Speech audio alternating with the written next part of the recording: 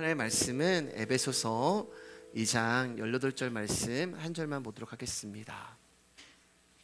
에베소서 2장 18절 말씀입니다. 우리 한 절 말씀이고요. 우리 한 목소리로 같이 읽도록 하겠습니다.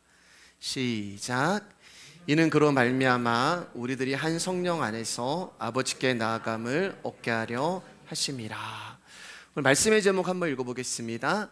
시작. 기름 부음이란 그분의 아심에 우리가 연합되는 것입니다. 옆 사람 한번 인사하겠습니다. 귀하십니다. 귀하십니다. 네, 귀하십니다. 네. 오늘부터 다시 지난 해에 이어서 에베소서를 계속 이어나가도록 하겠습니다. 지금 바울이 감옥 안에서 에베소서를 쓰는 이유는 에베소 교회 안에 불화와 분쟁이 있기 때문에 그래요. 몇 번 말씀을 드렸지만 에베소 교회는 유대인과 이방인들이 혼합되어 신앙생활을 하고 있었어요. 그러다 보니 두 그룹 사이에 갈등이 있었습니다. 유대인 성도들은 조상 대대로 지켜온 율법의 전통을 계속 지켜가야 한다고 주장을 했고, 이방인 성도들은 그 같은 주장을 무시하며 예수를 믿었던 것이죠. 유대인들 입장에서는 자기들만이 하나님의 백성이며 하나님의 구원에 해당이 된다고 믿었어요. 그래서 개보다도 못한 이방인이 구원에 참여된다는 것은 세상이 뒤집어져도 그들은 인정할 수 없는 사건이었어요. 그렇기 때문에 유대인들의 눈에 이방인들은 계속해서 가시가 됐습니다. 율법과 전통을 무시하며 신앙생활하는 이방인들이 무식하게 보였고, 그래서 그들을 향해서 정말 모욕적인 욕을 했어요. 할례도 받지 않고 하나님도 모르는 놈들이라며 그들을 모욕했던 것입니다. 그런데 이방인들 입장에서 볼 때는 유대인들이 입으로는 율법과 전통을 주장하고 믿음과 신앙을 이야기하지만 그들의 삶을 딱 봤을 때는 뭐야, 입술로는 저렇게 이야기하면서 말씀으로는 저렇게 이야기하면서 그들의 삶에서는 하나님을 믿는 신앙의 모습이 전혀 나오지 않으니까 그들을 무시하고 그들을 우습게 여겼던 거예요. 그러니까 에베소 교회 안에는 유대인과 이방인들 성도들이 서로 자신들의 신앙이 옳고 자신들이 믿음이 있다고 목소리를 높이며 갈등의 골이 깊어져 버린 거예요. 그러나 성경이 정의하는 것은 뭐예요? 유대인이나 이방인이나 다 그놈이 그놈이다. 그래서 우리가 에베소를 굉장히 좀 오랜 시간 보고 있는데 1장부터 시작해가지고 쭉 이야기하는 게 뭐예요? 너희는 죄인이야. 너희는 허물과 죄로 죽은 자들이야. 너희는 죽은 자이고 죄인이기 때문에 아무것도 할 수 없는 놈들이야. 그 이야기를 앞에다 딱 해놓으시고 이제 지금 유대인과 이방인들 가운데 왜 바울이 그 이야기를 장엄하게 오랜 시간 동안 그럼에도 불구하고 너희들이 구원받은 것은 너희들이 어떠함 때문이 아니라 하나님이 너희들을 창세전에 부르시고 선택했기 때문에 너희가 구원받은 거지 너희들의 믿음과 신앙 때문이 아니야 라는 것을 이야기하고 이제 구체적으로 유대인과 이방인들 가운데 이 말씀을 이제 2장부터 시작하고 있는 거예요. 그래서 우리가 이제 성탄절도 못 나눴고 신년 예배 때도 못 나눴지만 그 전에 뭐가 있었어요, 여러분? 주님 우리 화평이라, 멀리 있는 우리들을 하나 되게 하셨다. 우리 가운데 있는 담을 그분이 허무셨다. 이렇게 이제 이야기를 하는 거잖아요. 그러니까 바울이 감옥 안에서 편지를 쓰는 거예요. 에베소에 있는 유대인, 이방인 성도들아, 너희는 하나님과 멀리 있는 자들이었다. 너희는 땅이고 하나님은 하늘이셨다. 도저히 하늘과 땅은 가까워지고 싶어도 가까워질 수 없는 거리와 차이를 두는 그런 거리였다. 그런 관계였다.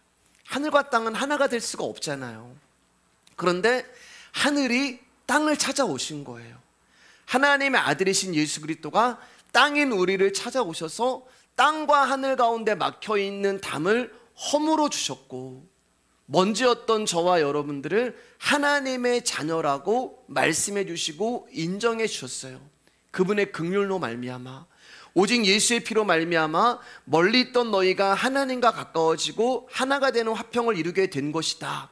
그러면 얘들아, 유대인들아, 이방인들아, 에베소 교회의 성도들아, 너희들이 이 복음을 알고 있다면, 너희들이 이 예수의 피가 너희들을 구원하고 너희들을 하나 되게 한 것을 알고 있다면 너희들 이제 그만 싸워라.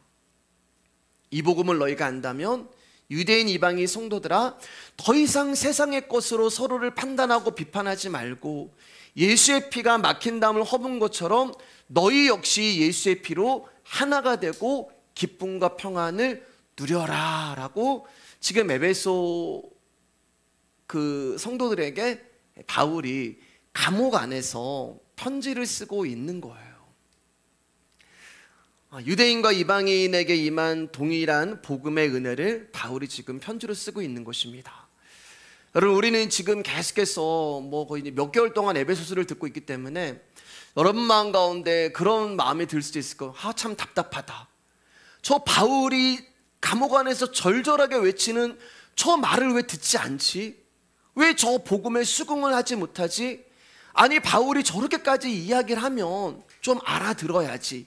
교회 안에서 성도들이, 아니 예수를 믿는다는 교회 안에서 성도들이 좀 그 말씀을 듣고 복음을 알고 구원을 받았으면 사랑하고 용서하고 좀 그렇게 하나가 되어야지. 아니 왜 저렇게 갈등이 있고 싸워 라고 하면서 우리는 어떤 마음이 드냐면은 나 같으면 안 그랬을 텐데, 그런 마음이 들어요. 나 같으면 안 그럴 텐데. 맞아요, 여러분. 저와 여러분들은 안 그럴 거예요. 왠지 아세요, 여러분? 성숙하기 때문에 아닙니다. 믿음이 있기 때문에 아니에요. 저와 여러분들은 유대인도 아니고 이방인도 아니고 제 3자로 있기 때문에 그래요. 이게 비유가 될지 모르겠지만 청년들하고 이제 교제하다가 로또 이야기가 이제 나왔어요. 그래서 한 청년이 로또가 1등이 되면은 교회에다 1억을 헌금하고, 아멘. 다 이제 여러분 다 가능성이 없기 때문에 아멘 안 해주시죠. 교회에다 1억을 헌금하고 목사님 1억을 주고, 너무 제가 그 말에 막 아멘이 막 나오는데, 정말 이제 또 목사님 돈 좋아하나 보다 이럴 것 같아가지고 아멘을 못했고, 목사님이 1억 주고, 귀하잖아요, 여러분. 교회와 목사님을 생각하는 그 마음이 귀하잖아요. 안 됐으니까. 되면 어떻게 돼요? 로또가 1등이 되면 그쵸, 현실이 되는 거예요. 그러면 아마 제 전화 안 받을 거예요, 여러분. 그리고 두 번째 다시 전화했을 때는 전화기를 꺼놨을 거예요. 왜냐면 그 현실이거든요. 사람은 내 일이 아닌 다른 사람 일에는 굉장히 이성적이에요. 아유, 나 같으면 안 그랬을 텐데. 내가 삼성의 회장이라면, 저는 노숙자 보고 있지 않아요? 내가 대통령이라면, 내가 목사님이라면, 내가 저 사람이라면 내가 안 그랬을 텐데. 근데 여러분, 막상 현실이 되면은 예수님도 없고 하나님도 없고 믿음도 없고 신앙도 없고, 그게 우리의 모습이 되는 거예요. 다른 사람 일에는 굉장히 이성적이고 합리적인 게 사람인데 내 일이 되면은 현실이 되는 거예요. 현실이. 다른 사람이 아플 때는 기도해 드릴게요. 근데 내 아들이 아프고 내 딸이 아프면은 이거는 앞이 안 보이는 거예요. 우리는 사람이라서 그래요.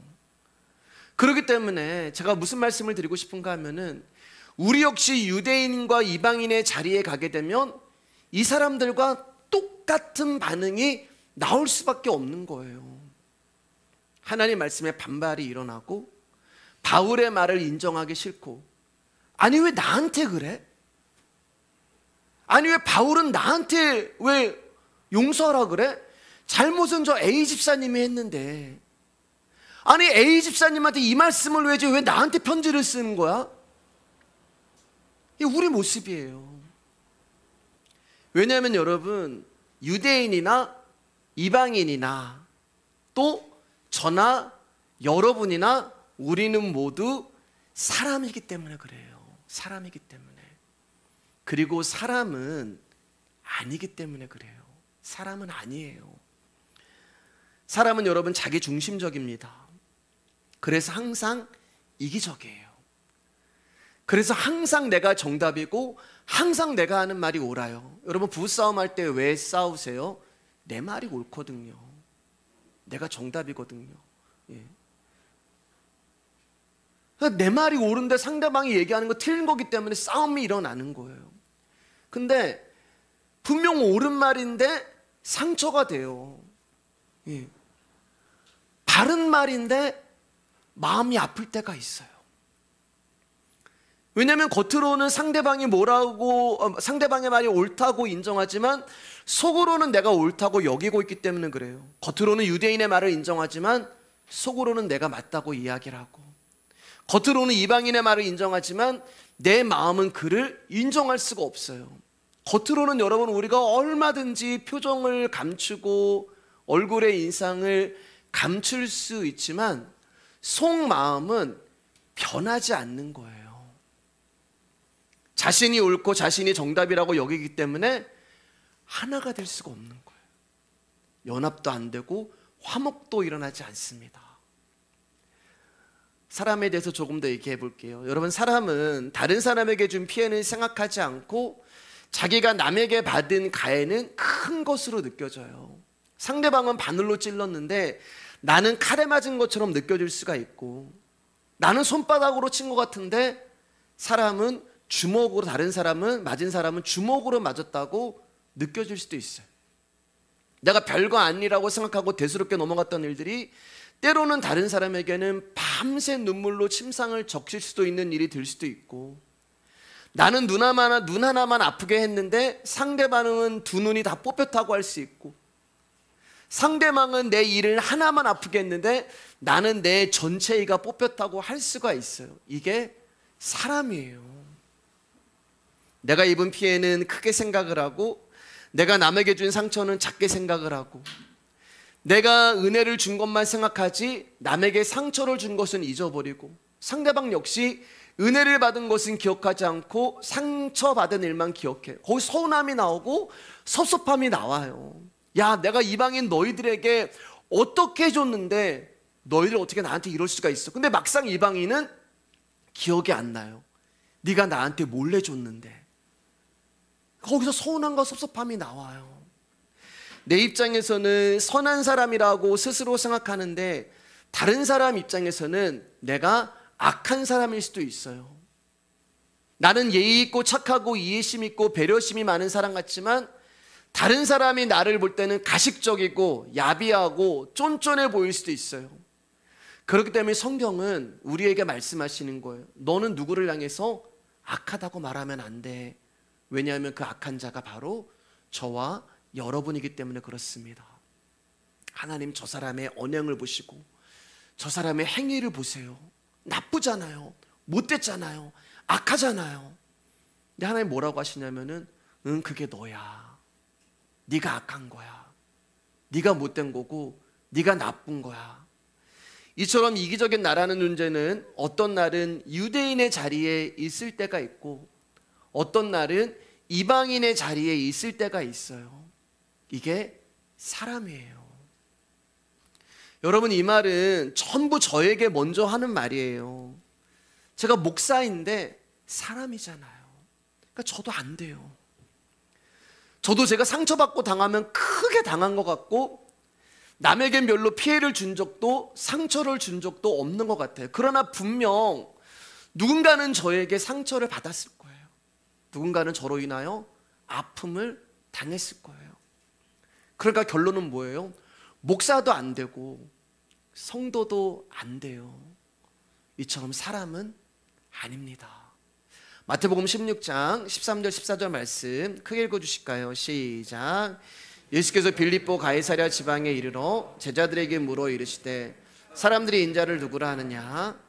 이르되 더러는 세례 요한, 더러는 엘리야, 어떤 이는 예레미야나 선지자 중에 하나라 하나이다. 예수님이 제자들에게 사람들이 나를 누구라 하느냐라고 물어보세요.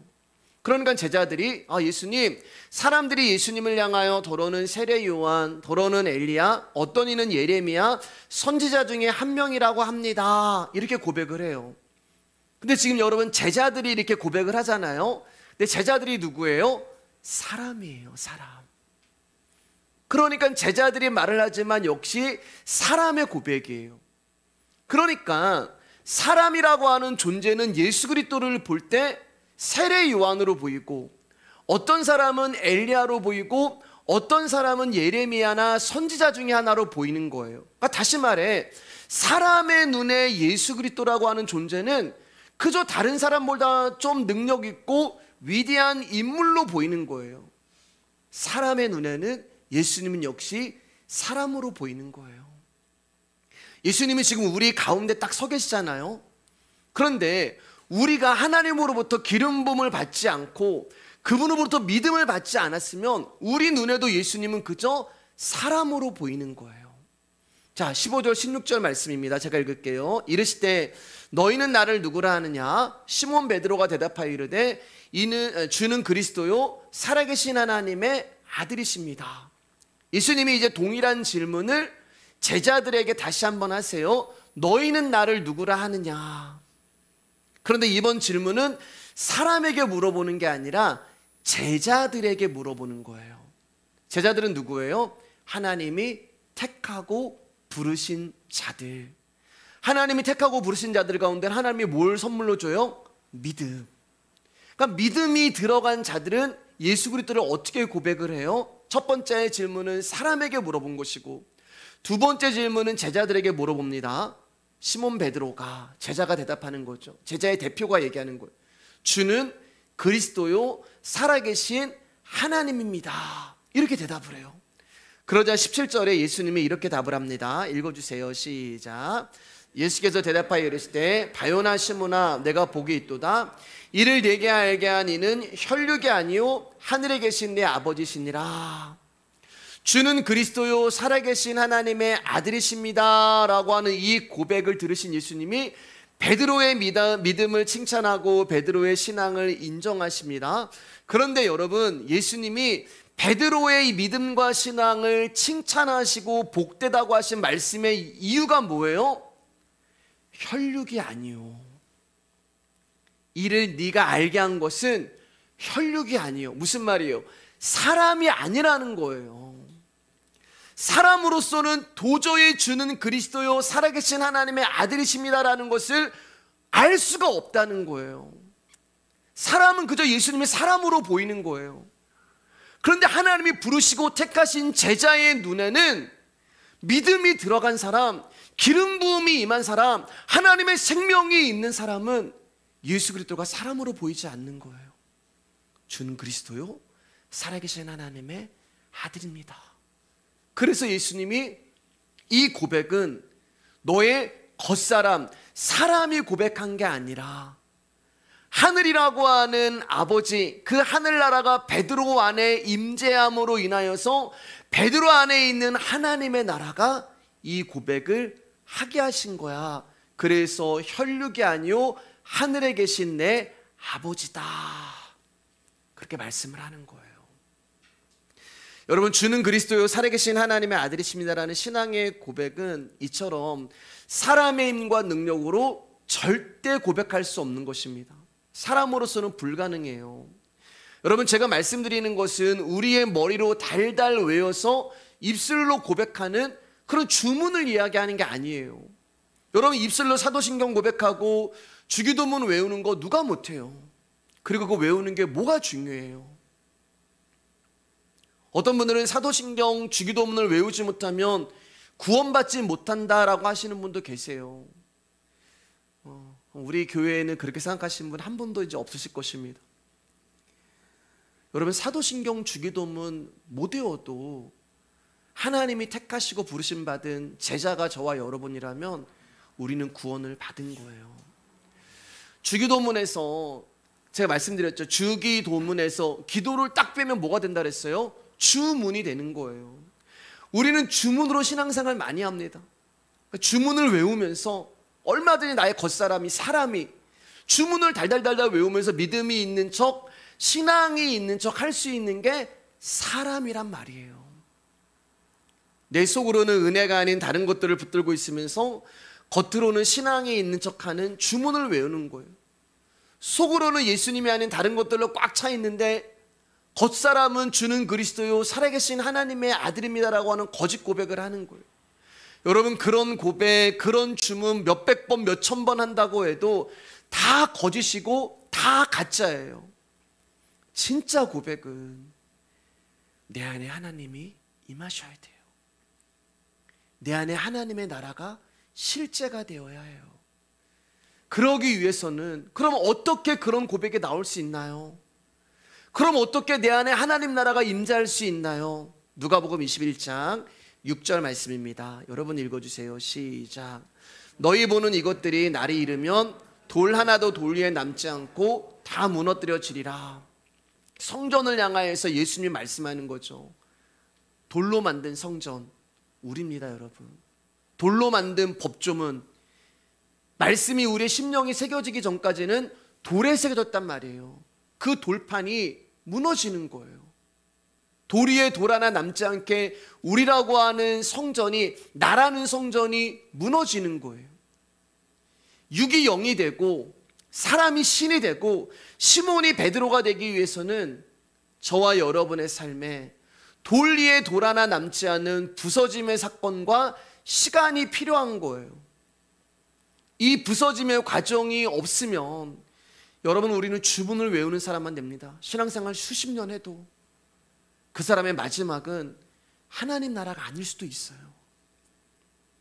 이 부서짐의 과정이 없으면, 돌 위에 돌 하나 남는 과정이 없으면 육이 영이 될 수가 없고, 야곱이 이스라엘 될 수가 없고, 시몬이 베드로가 될 수가 없어요.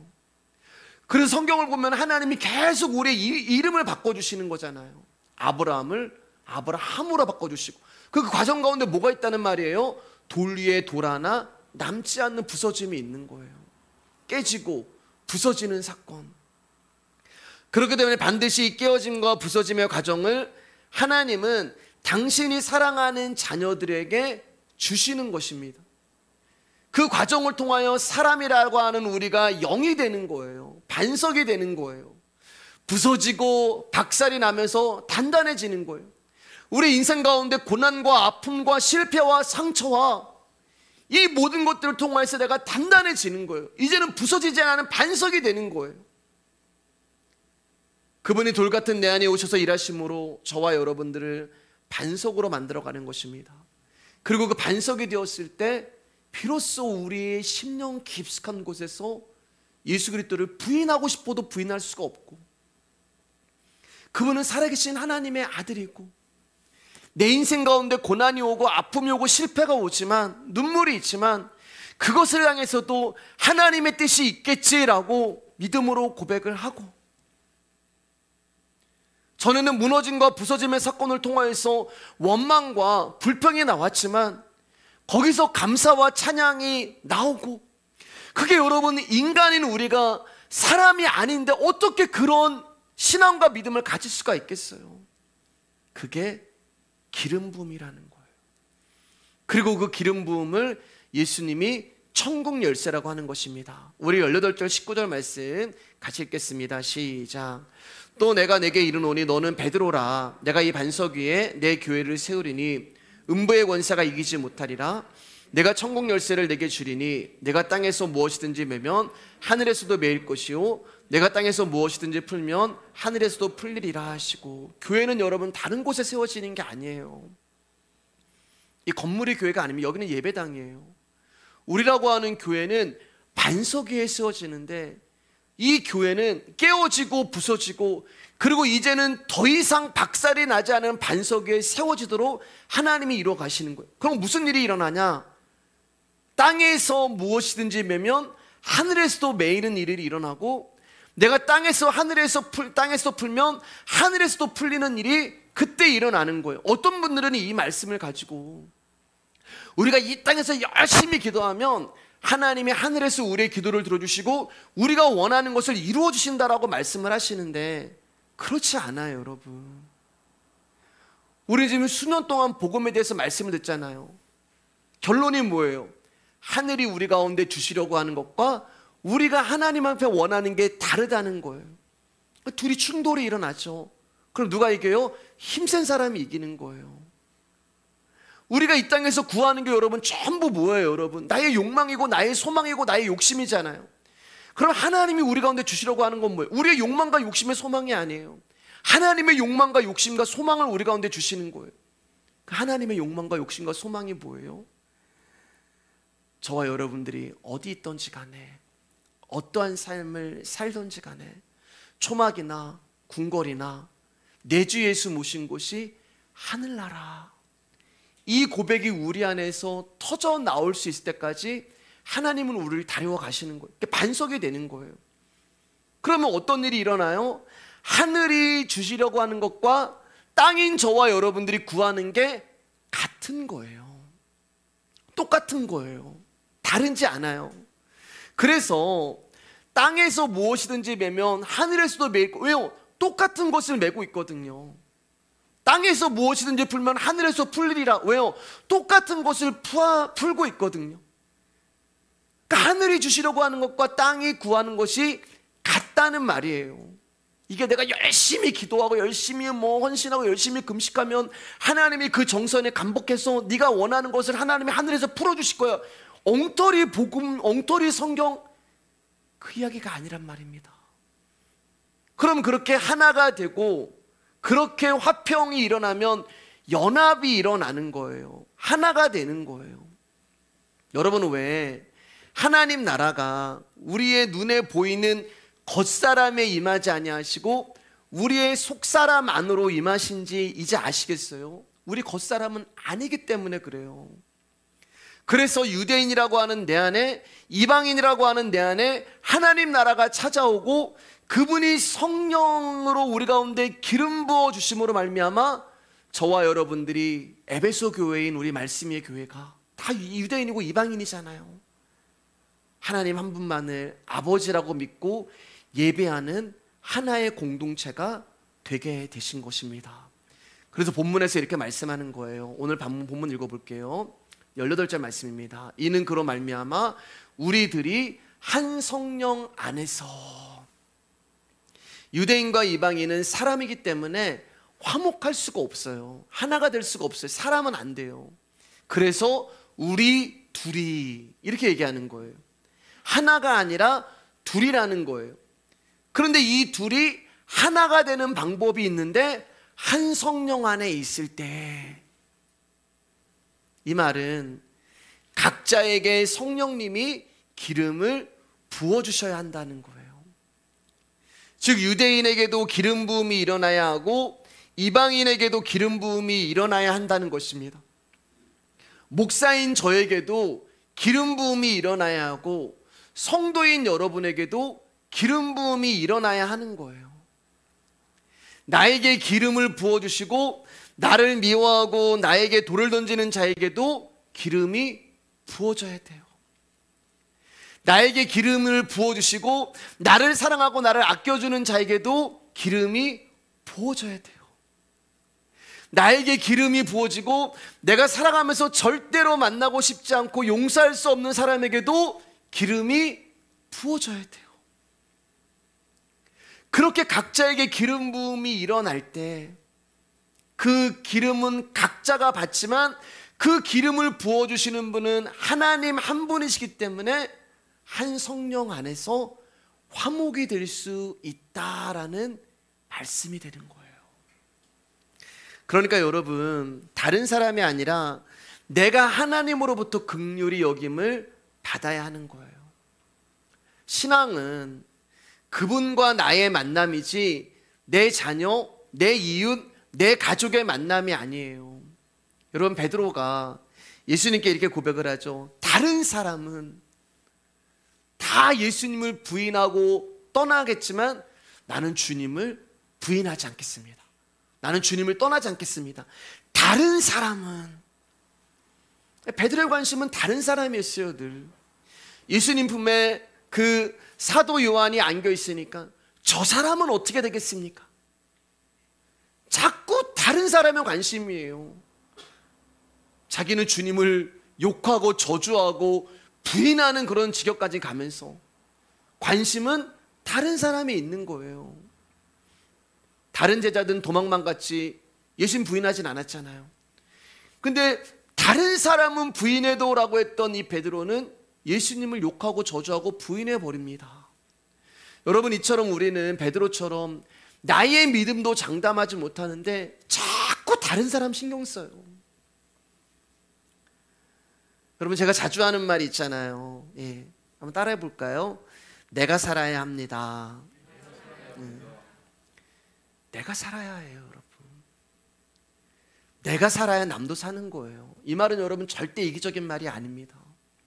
내가 먼저 살아야 돼요. 내가 죽어가고 있는데 누굴 살린단 말이에요. 여러분, 내가 지금 죽어가고 있는데 다른 사람 신경 쓸 그 이유가 뭐가 있어요? 내가 망해가고 있는데 남이 성공하는 게 뭐가 중요하고? 그러니까 그 말은 뭐예요? 내가 죽어가고 있는 걸 모르는 거예요, 그 사람은. 내가 망해가는 것을 모르는 거예요. 그래서 제가 여러분에게 메시지를 전하면서 빠지지 않고 늘 증거하는 말씀이 내가 누구인지를 알아야 합니다. 거기서 출발을 하는 거예요. 내가 살아야 남이 사는 거예요. 여러분이 살아야 남편이 사는 거고, 여러분이 살아야 아내가 사는 거고, 내가 살아야 자식이 사는 거고, 남이 용서받기 전에 내가 먼저 용서받아야 되고, 남이 사랑받기 전에 내가 먼저 사랑받아야 하고, 남을 사역하기 전에 내가 주님으로부터 먼저 사역을 받아야 하고, 내가 먼저 그분의 은혜를 받아야 하고, 내가 먼저 그분의 긍휼을 받아야 해요. 왜냐하면 내가 제일 불쌍한 사람이기 때문에 그래요. 우리가 인생을 살면서 항상 불쌍한 사람 찾아다녔을 거예요. 항상 긍휼이 필요한 사람들을 찾아다니셨을 거예요. 항상 도움이 필요한 사람들을 찾아다녔을 거예요. 그런데 여러분, 그 사람이 불쌍한 사람이 아니라 내가 제일 불쌍한 사람이에요. 그걸 언제 알아요, 여러분? 환도뼈 부러지고 나서 아는 거예요. 환도뼈 부러지고 나니까 나는 한 걸음도 걸을 수 없는 그런 사람이구나. 내 인생이 제일 초라하고, 내 인생이 제일 피곤하고, 인생이 왜 이렇게 피곤한지 모르겠어. 왜 이렇게 힘든지. 어린아이나 노인이나 왜 이렇게 인생이 힘겹고 왜 인생이 이렇게 힘든지 모르겠어요. 지치고 눈물 나고 한숨 나고 소망도 없고. 저는 전에 그거 잘 몰랐는데 어르신들이 그 말 하잖아요. 오늘은 여기 아팠는데 내일은 저기 아프고. 근데 그게 진짜 그렇더라고요, 여러분. 예. 오늘은 여기 아팠는데 내일은 그래서 나이 드시면 병원 가까운 곳에 살아야 되는구나. 젊었을 때는 막 그 공기 좋은 데 살아야 된다고 생각하는 그게 아니고 병원 가까이 사는 거.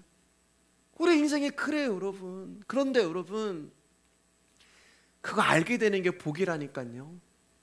내가 제일 불쌍하고, 내가 제일 초라하고, 내가 제일 눈물 나고, 내가 제일 힘들고, 그거 알게 되는 게 은혜라고요. 왜요, 여러분?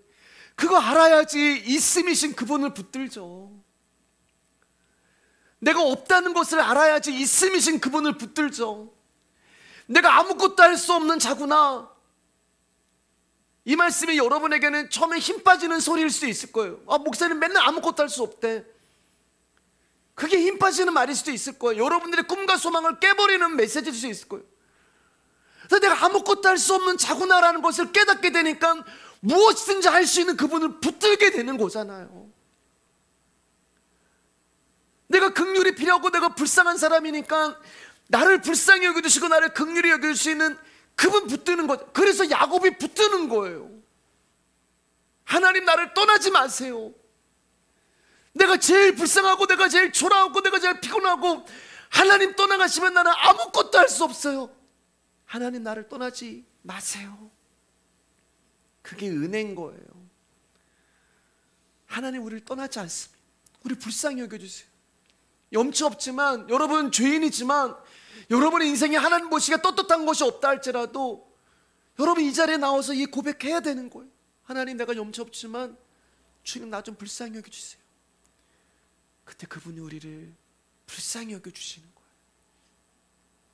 말씀은 공동체를 다루기 전에 나를 먼저 다룹니다. 그래서 말씀은 내가 먼저 들어야 돼요. 말씀도 내가 먼저 들어야 돼요. 내가 먼저 말씀 앞에 다루심을 받지 않으면 공동체는 없는 거예요. 복음은 나에게 필요한 거지 남에게 필요한 것이 아니에요. 복음은 남이 아니라 나에게 관심이 있는 거예요. 복음은 나를 살리는 거예요. 복음은 나를 구원하고 나를 용서하고 나에게 생명을 주시길 원하는 거예요. 그렇기 때문에 사랑하는 우리 말씀에게 성도 여러분, 너무 애쓰지 마세요, 여러분. 신앙생활 하면서 너무 애쓰지 마세요. 내 마음은 그렇지도 않은데 너무 막 용서하려고도 하지 마시고, 내 마음은 아직 너무 헌신하려고 하지도 마시고, 다른 교회는 헌신합시다, 열심히 냅시다 이렇게 얘기하는데 너무 애쓰지 마세요. 너무 실천하려고 하지도 마세요. 말씀 묵상했으면 적용하려고도 하지 마세요, 여러분. 되지도 않는 적용. 그냥 그분 아시는 것만으로 여러분 그걸로 그냥 충분한 거예요. 그 말씀만 받으시고, 그 말씀이 선포되는 이 자리에 와 계시고, 그분의 사랑을 받으시고 그분의 은혜를 받으시고, 그러면 그 하나님 나라가 우리 안에서 일을 하실 거예요. 아멘 해질 줄 알았습니다. 아멘. 그 말씀이 저와 여러분 안에서 우리를 살리실 것입니다. 교회는 어떻게 해야 되지? 그런 거 신경 쓰지 마세요, 여러분. 목사님은 어떻게 해야 되지? 그런 것도 신경 쓰지 마세요. 저 집사님은, 이분은, 그런 거 신경 쓰지 마시고, 여러분 자신이 하나님과의 관계에서 어떠한지, 나는 지금 예수 그리스도의 말씀이 들리고 있는지, 그 말씀이 나에게 전부인지, 그것만 걱정하시고 그것만 신경 쓰시길 바랍니다. 그러면 그 말씀이, 살아있는 하나님의 말씀이 우리 가운데서 일하시는 거예요. 주가 일하시네, 주가 일하시네. 주께 아끼지 않는 자에게, 신뢰하며 걷는 자에게 그분이 우리를 깨시고 부수시고 박살을 내시면서 그리스도의 장성한 분량으로 만들어 가실 것입니다. 그게 기름 부으심이 되는 거예요. 다시 한번 오늘 본문 읽어보겠습니다. 이는 그로 말미암아 우리들이 한 성령 안에서 아버지께 나아감을 얻게 하려 하심이니라. 아버지께 나아감을. 저와 여러분들은 아버지께 나아갈 수 있는 자격이 없던 자들이었잖아요. 근데 자격이 생겼대요. 아들의 목숨값으로 우리 가운데 자녀되는 신분이 생긴 거예요. 그렇기 때문에 이 자격은, 이 신분은 유대인의 목도 아니고 이방인의 목도 아니고 신앙생활 잘하는 사람의 목도 아니고 헌금 많이 하는 사람의 목도 아니고 하나님이 택하시고 부르신 자에게만 주어지는 은혜가 되는 것입니다. 이 은혜를 가지고 나가는 거예요. 유대인과 이방인 구별이 없습니다. 교회 안에서는. 이 은혜는 교회를 오래 다닌 사람, 처음 나온 사람 경력도 소용없어요. 누가 잘하고 못하고 판단도 없어요. 세상에서의 민족적 구별, 외적 조건, 행함의 차이, 모든 것들이 아버지께 나아가면서 필요하거나 기준이 되지 않습니다. 허물과 죄로 죽은 나라는 그 존재를 아들의 피가 살렸다는 그 믿음만 허락되고 그 믿음만 용납이 되는 거예요. 자, 우리 요한일서 2장 27절 말씀입니다. 같이 크게 읽어주세요. 시작. 너희는 주께 받은 바 기름 부음이 너희 안에 거하나니 아무도 너희를 가르칠 필요가 없고 오직 그의 기름 부음이 모든 것을 너희에게 가르치며 또 참되고 거짓이 없으니 너희를 가르치신 그대로 주 안에 거하라. 우리 수요 예배 때 이 말씀 이 구절 짧게 나눴는데, 기름 부음이 여러분 내 안에 거한다라고 말씀하세요. 어떤 특별한 사람에게 기름 부음이 거하는 게 아니에요. 그렇기 때문에 다시 한번 말씀드리지만 어떤 대단한 종이라고 거기서 막 머리 디밀고 안 하셔도 돼요. 기름 부음 받기를 기도합니다. 기름 부음이 이미 우리 안에 있는 거예요. 하나님 택하시고 부르신 자들 가운데 이 기름 부음이 이미 부어진 것입니다. 예수의 생명에 성령님이 거하는 모든 성도는 전부 기름 부음을 받은 자들이에요. 유대인이 받은 성령과 이방인이 받은 성령이 다른 게 아니라 한 성령을 받은 거예요. 여기 27절 보면은 참되고 거짓이 없으니 성령님은 이렇게 말씀하고 있어요. 참이라고 하는 말은 여러분 실제를 말하는 거예요. 실제는 살아서 존재하는 것을 말합니다. 성령님은 살아서 존재하는 분이세요. 근데 그분은 없으세요. 분명 살아계시고 내 안에 계신 분인데 그분은 없으세요. 성령님은 없으신데 있으신 분이에요. 무슨 말이냐? 우리의 경험상 그분은 없습니다. 왜냐면 눈에 안 보이잖아요. 왜냐면 우리가 만질 수 없잖아요. 우리가 느낄 수 없잖아요. 그래서 그분은 없으신 분이에요. 그런데 그분은 계신 분이에요. 그분은 살아계시고 그분은 존재하시는 분이고 그분은 그래서 참이 되시고 실제가 되시는 것입니다. 우리의 관측 안에서는 그분은 없지만 진리 안에서 그분은 실제하시는 분이에요. 왜냐하면 그분은 우리 안에 영으로 계시기 때문에 그렇습니다. 그래서 그분이 우리 안에 육으로 오시지 않은 거예요. 그래서 예수님이 육으로 오신 예수님이 십자가에 죽으실 수밖에 없는 거예요. 왜요? 그 안에 있는 영이 우리 안에 오셔야 하기 때문에 그렇습니다. 그래서 그분의 육신이 십자가에 죽으시고 그분 안에 있는 영이 우리 가운데 찾아오신 것이 기름 부음이 되는 거예요. 우리 안에 거하시는 성령님은 우리를 가르치는 거예요. 목사가 여러분 가르치는 거 아닙니다. 목사가 여러분을 양육하는 거 아니에요. 그럼 여러분 목사의 제자가 되는 거예요. 목사의 제자가 어디 있어요? 목사의 양도 없어요. 예수님의 제자고 예수님의 양으로만 있을 뿐입니다. 그럼 목사는 왜 존재해요? 지난 수요일 날도 말씀드렸지만 하나님의 말씀, 정확한 말씀을 여러분 가운데 전달을 해드려야 될 사람이 필요한데 여러분 가운데 성령님이 이 일을 다 가르쳐 주시지만 여러분들이 이 말씀을 연구하고 공부할 시간이 없기 때문에 하나님이 목사라는 존재를 이 땅 가운데 세우셔서 그거 연구하고 공부해서 성도들 가운데 정확한 복음, 정확한 말씀을 증거하라고 목사를 세운 것뿐이에요. 그리고 그 말씀이 여러분과 제 귀에 들릴 때 내 안에 있는 성령님이 그 말씀을 깨닫게 하시고 들려지게 하시고 이해하게 하시는 것입니다. 그러니까 성령님이 지식이고 성령님이 머리가 되셔서 깨닫게 하시는 거예요. 그 성령님은 우리 인생을 아세요. 저와 여러분의 과거와 현재와 미래를 아십니다. 무엇이 하나님의 뜻이고 무엇이 하나님의 섭리인지 그분이 알게 하시는 거예요. 그리고 지금까지 인도해 주신 거예요. 저와 여러분들이 앞으로 어디로 가야 할지 무엇을 해야 할지 그분이 알려주시는 거예요. 그렇게 저와 여러분은 그분의 아심에 연합되어 가는 것입니다. 그게 기름 부음이에요. 전에도 말씀을 드렸지만 걷는다는 것은 목적지가 있기 때문에 걷는 거잖아요. 그렇기 때문에 우리를 걷게 만드는 것은 우리의 발이 아니라 목적지가 걷게 하시는 것입니다. 근데 여러분 우리가 걸음을 걸어갈 때 발걸음을 걸을 때요 여러분 신경 쓰면서 걸으세요? 호흡하면서 왼발에 2번 오른발에 2번. 제가 예전에 이제 몸이 많이 안 좋았을 때 30대 초반에 이제 몸이 안 좋았을 때 그 이제 충주에 있는 요양원에서 제가 거기 이제 말기암 환자들하고 이제 요양을 했거든요. 그때 거기서는 그걸 가르쳐 주시더라고요. 호흡법을 걸으면서. 근데 운동할 때 이제 걷는 거죠. 왼쪽에 2번 오른쪽 2번. 근데 여러분 우리가 걸을 때 호흡 안 하시잖아요. 걸으면서 그럼 어떻게 되지? 오른발 걸으면 이거 어떻게 되지? 아니면 여러분 걸으실 때 기도하세요? 왼발에 기도하고 오른발에 군대 같네요. 왼발에 기도하고 오른발에 찬송하고 안 하시잖아요. 처음에는 아마 그러실 수도 있어요.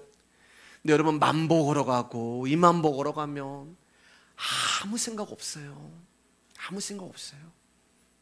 근데 신기한 건 그렇게 아무 생각 없이 걸었는데 목적지에 도달한 거예요. 근데 그 목적지에 도달하니까 뭐라고 말씀하세요? 내 발에서 신을 벗어라. 왜 신을 벗어요? 다 왔어요. 다 왔기 때문에 신을 벗으라고 얘기하는 거예요. 떨기나무 계신 그 하나님이 내 발에서 신을 더 이상 이제 우리가 걸을 것이 없는 거예요. 여러분 이게 우리의 인생이 되는 거예요. 우리 인생이 하루하루 매일매일 이렇게 걸어가요. 아무 생각 없이 걸어가요. 근데 걷다 보면 70이요. 걷다 보면 80이요. 그렇게 걷다 보면 어느 날 하나님이 내 발에서 신을 벗어라. 왜냐하면 집에 들어갈 때 신 신고 들어가는 사람은 없잖아요. 거기가 우리의 끝이 되는 것입니다. 우리가 한 게 아무것도 없이 우리는 그저 걸어갔을 뿐인데 하나님이 우리 안에 기름 부어주시고 우리 안에 생명이 되주시고 나와 함께 걸어가 주셨던 거예요. 과거에도 지금도 앞으로도 그분은 보이지 않지만 내 안에 함께 계심으로 말미암아 나와 함께 같이 발걸음을 걸으시면서 오늘도 우리의 삶을 당신이 원하는 목적지까지 인도해 가시는 것입니다. 말씀 마치겠습니다. 사랑하는 여러분, 다시 한번 말씀드릴게요. 애쓰지 마시고 너무 노력하지 마세요. 우리가 애쓰고 노력하지 않아도요, 우리는 오늘 하나님 나라에 갈 날이 하루도 가까웠어요. 그렇잖아요. 내일도 내가 애쓰고 노력하지 않았는데 하나님 나라에 갈 날이 하루도 가까이. 2023년, 조금 있으면 2023년 또 이 설교하고 있을 거예요, 여러분. 우리가 뭘 하지 않아도 그분은 우리의 발걸음을 당신께로 인도해 가고 계세요. 너무 열심히 달려가지도 마시고,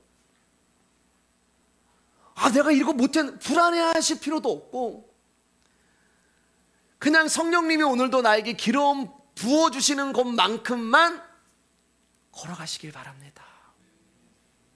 우리의 컨디션이 안 좋으면 하나님을 조금 걷게 하실 것이고, 우리가 힘이 있으면 어떤 날은 많이 걷게 하실 것이고, 그러다 보면 여러분 안에 헌신도 나올 거예요. 아멘. 여러분 안에 봉사도 나올 것이고, 여러분 안에 이 말씀을 누군가하고 증거하는 전도도 하실 것이고, 뭐 하지 말라래도 여러분이 알아서 하실 것이고, 내 이름이 나오지 않고 여러분의 이름이 나오지 않고 하나님의 이름으로 그런 교회가 됐으면 좋겠습니다. 유대인과 이방인이 모여 있지만 우리를 하나 되시게 하신 그 한 성령으로 말미암아 좀 자유하시고, 정죄하지 마시고 비판하지 마시고 판단하지 마시고, 내가 살면 우리 비판 판단할 이유도 없어요. 그렇게 십자가의 은혜를 아는 성도로서 서로를 볼 때 평강을 누려주시고 사랑해 주시고 격려해 주시고, 그렇게 걸어가는 우리 말씀의 교회가 되기를 주님의 이름으로 축복합니다. 우리 같이 찬양하도록 하겠습니다.